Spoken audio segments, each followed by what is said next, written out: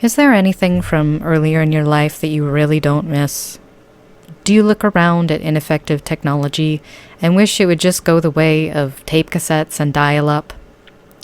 Do you ever look back at what you've been through, compare it to what you are suffering today, and think, I really can't wait until we are through this and can reminisce and laugh about it like the other things I've put behind me?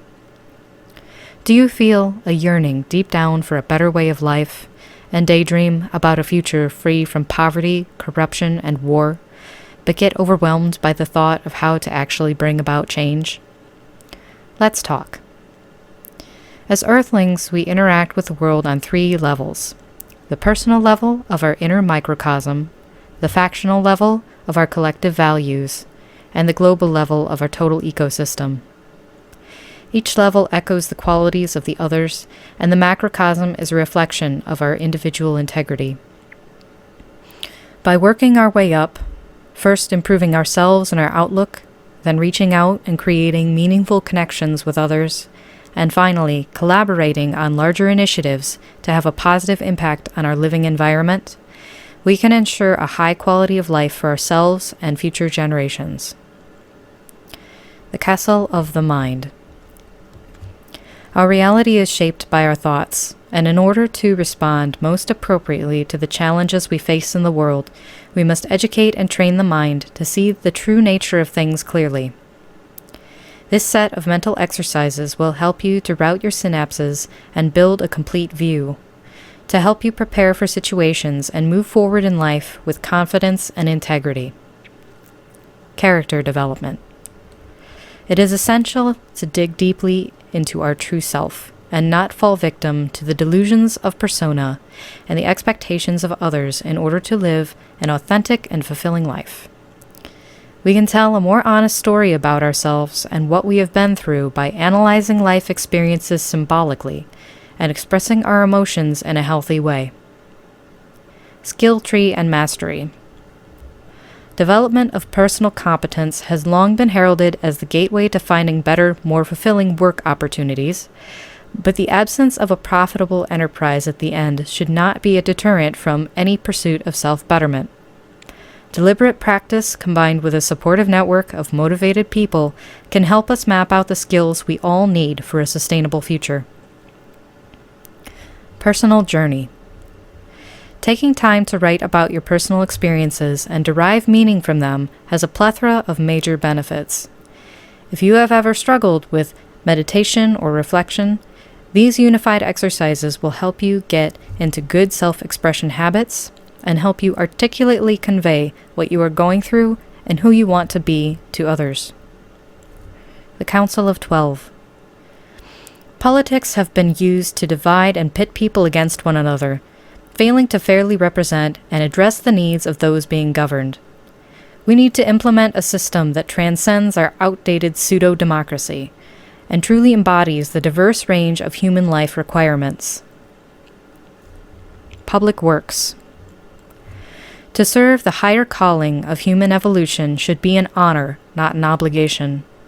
We cannot allow one another to be indentured and beholden to private interests and corporations under the guise of the greater good. In order to do this, we must come together to discuss and pursue actionable improvements to provide a higher standard of living for all and make collective decisions about the distribution of resources for these tasks instead of leaving it up to some mysterious budget. Jubilee and transition. The advent of the internet and social media could create a paradise for human interaction, but thus far it has for the most part done just the opposite. People feel hopeless, isolated, and ignored. When time is money, it's easy to feel worthless and unable to spare even a moment for feeling real or connected, as if those are luxuries beyond our reach in consumeristic society.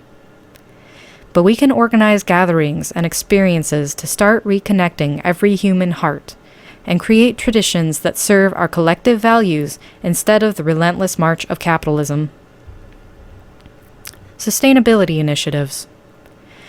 As we work together on a sustainable way of life, we will also need to begin repair and detoxification of the environment we have inherited, and balance building new structures with responsibly dismantling old ones. Each faction will research, propose, and execute tasks which take on this global challenge in order to break it up into manageable goals.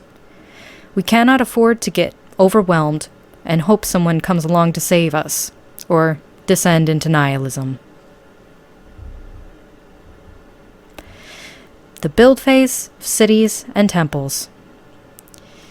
Many gifted architects have dedicated their lives to designing the cities of the future, and we currently have the technology and resources to create vibrant, productive, sustainable settlements.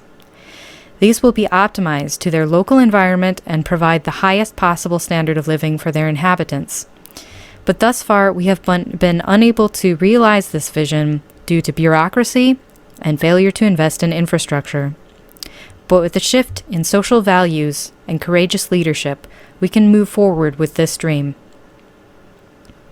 The resource-based economy. We have reached a point of no return with our archaic concept of currency.